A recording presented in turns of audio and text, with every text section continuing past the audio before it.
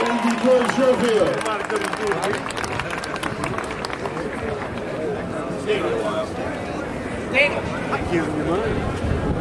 Okay, folks, we're starting to get to the point where things we...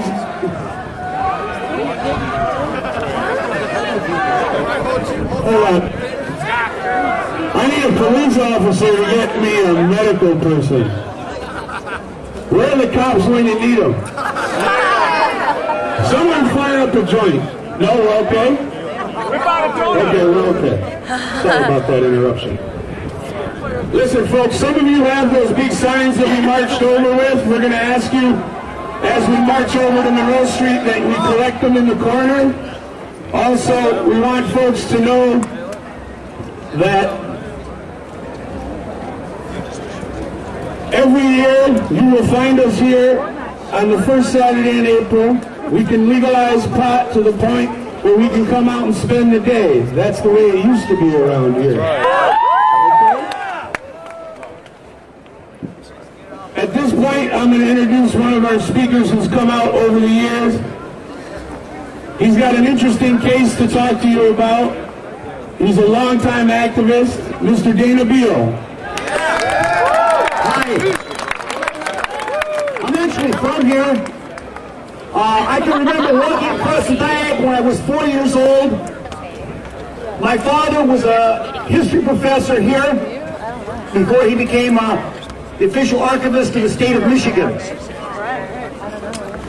I've been coming to the Hash Bash for 15 years. And I became controversial because every time I got up here, I would ask people if they realized that the reason there's an addiction problem in this country is that there's another drug the government has banned which gets people off of heroin, crack cocaine, crystal meth, alcohol, and tobacco with a single dose.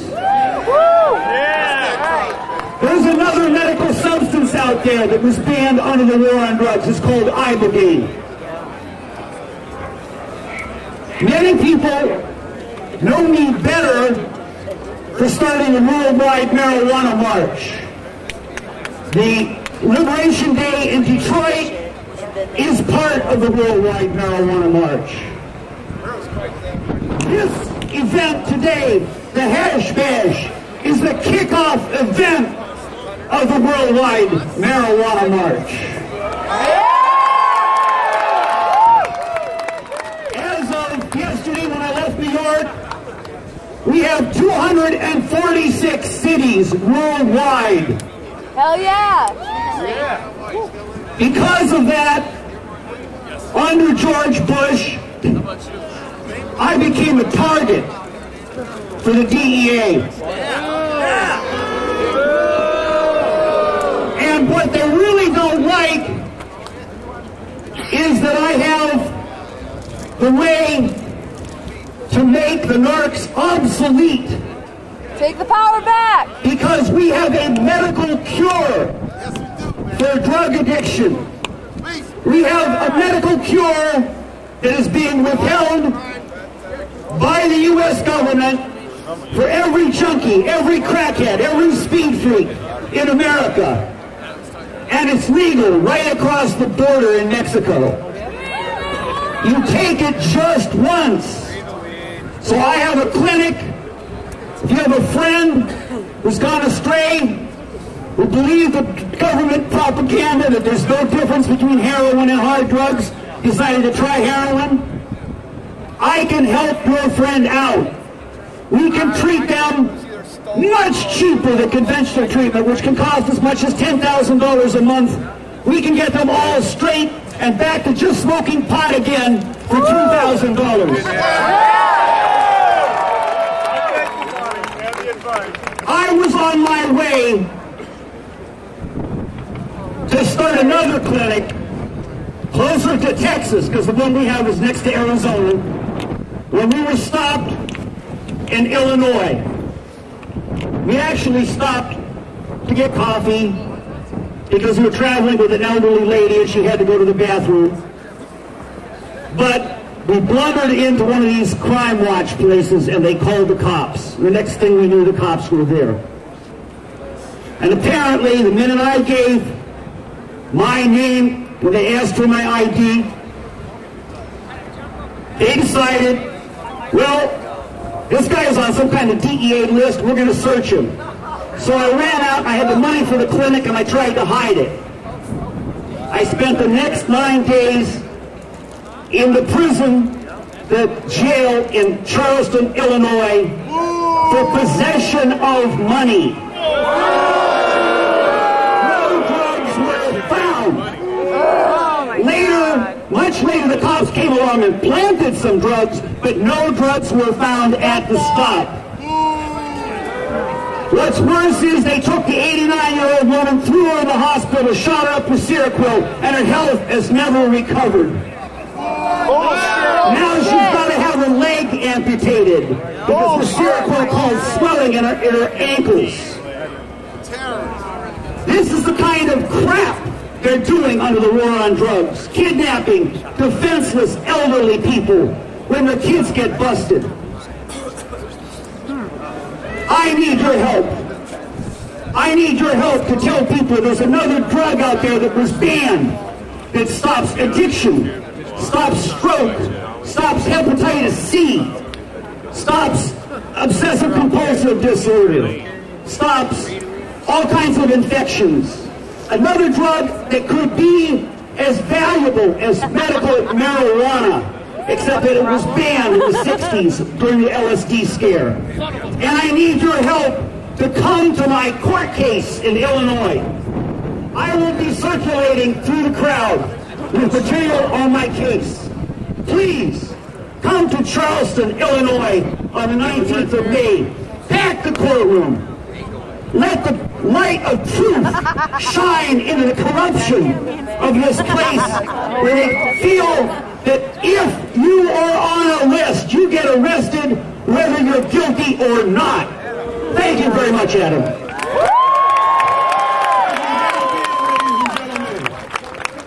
I toured with Dana and John Sinclair, and we went down to Indiana and Illinois, I'm sorry. They both start with that. We were all over, man. And anything you can do to help Dana out, these people down there, the students on the campuses down there have been real supportive. So I know Dana's got some support down there, but certainly anything any of you folks can do, I know he would appreciate. Few things I have to make sure you know, that the Liberation Day is May 2nd, right? Right. May 2nd, that's an important date. Also, if you have one of those big signs with the pictures on them, we're going to ask you when we march to Monroe Street that someone collects them over in the corner there. But before we go, we still have about 10 more minutes here, so I happen to... This next speaker is one of my favorites, and the reason is because he spent like 30 years teaching our children as a school teacher. And I hated school, and I hated all my school teachers. For good reason, I might add. But I have a lot of respect for school teachers because they're the ones that are helping to educate our future and the youth of our country. And if we had more teachers like this next individual, I know we would have a better country. However, when he was done as a school teacher, he then ran for public office. Or while you were a school teacher. He did both, actually. And he was one of our county commissioners? Is that the... Township trustee, excuse me. Proper term. So, he's worked for the people, he's educated the people. And to me, that says a lot about an individual. And he's a local guy, so with great pleasure, I'd like to introduce Mr. Chuck Reed. Hi there, folks. It's wonderful to be here today, truly wonderful. I've been to almost every hash bash since the very first one long ago. I have a prepared speech here today. I'd like you to tolerate that for about 5 minutes. It's real serious to me, my 5 minutes, when I get up here and get the chance to talk to you. I feel like a refugee from a culture that existed here long ago, a culture that was stamped out by the government because of our belief in cannabis and psychedelics. cannabis and psychedelics were a critical part of our new culture, absolutely critical and necessary to save this world, a central part of the new age breakthrough that could have saved this planet. Since then, I taught kindergarten for 33 years. I've been elected 5 times to local government. Currently, I do neurofeedback therapy, and I'm a member of Michigan NORML. I welcome you here to the land of the $25 fine off campus. I think that this city council, I know our city council would vote to have the first Amsterdam-style coffee houses right here in Ann Arbor. But this would qualify us for Governor Granholm's Cool Cities program. But the outrage continues, the absolute spellbinding outrage of the fact that 820,000 of our brothers and sisters were arrested last year. Every 38 seconds, one of us goes down. One of us goes down to anti-American pigs.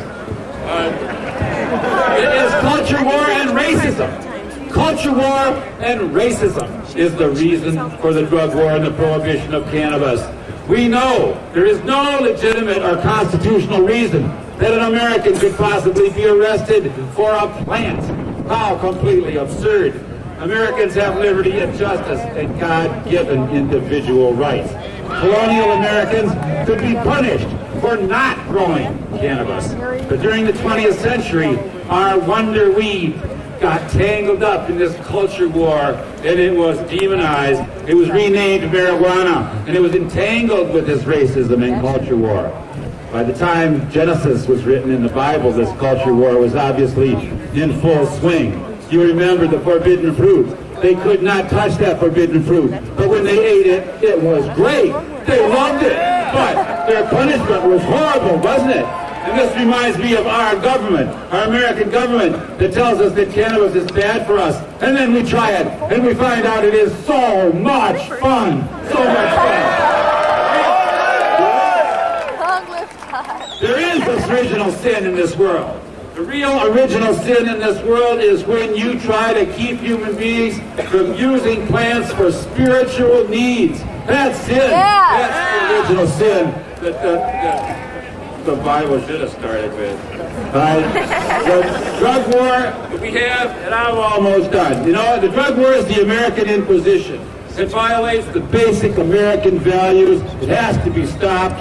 A real American does not destroy thousands, millions of people's lives for a culture war. American believes in freedom and the dignity of every individual. An American believes in individual government and limited government and individual rights. An American must be free to do what they want and make of their life what they want, as long as they don't hurt anybody else.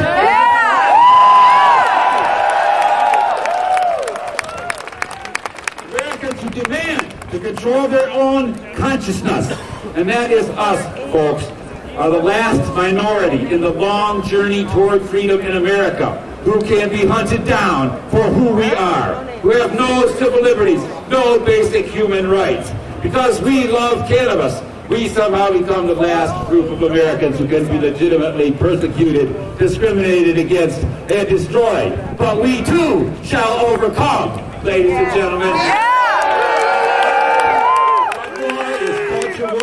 It is a dark and brutal way that modern America institutionalizes modern racism and culture and class war.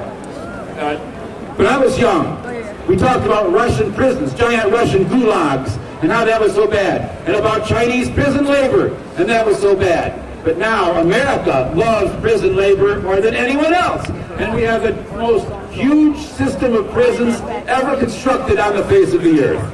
We have won medical marijuana in Michigan. We will win taxation and regulation in Michigan. We will grow the finest marijuana in the world right here. This will support our economy and bring jobs and opportunity to Michigan. And the growing of industrial hemp will also bring jobs and opportunity to our great state. I sing praise to Holy Ganja and all of her children. Yeah. I sing praise to whatever God it was that brought the sacred and the mighty cannabis plant to this earth to help us find a path back to a sustainable Garden of Eden, where there will be many wonderful forbidden fruits to help guide us toward a higher level of consciousness and civilization. Fight back! Join Michigan Normal. Thank you, Chuck Ray.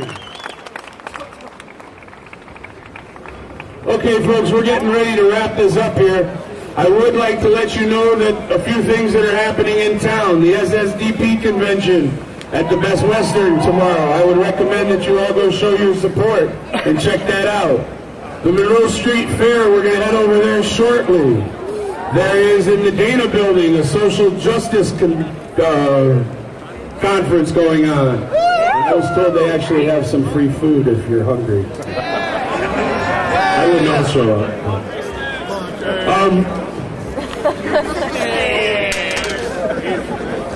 Snacks, yeah. At this time, I would like to let you know that we're about to wrap it up here. And if you want to join us for the Monroe Street Fair, we will kind of follow. Are we still passing people out? People passing out? Is that what's happening? Give them some sugar.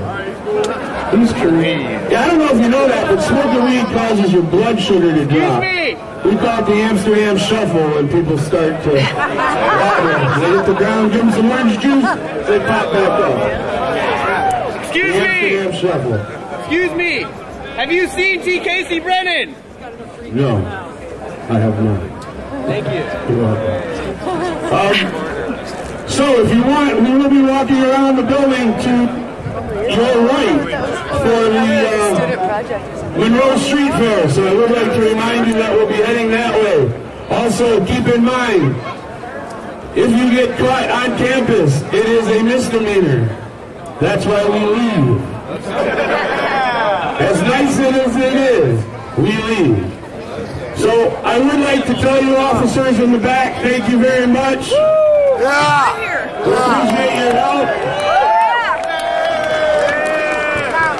I'd like to thank you all for coming, and we'll see you over on Monroe Street.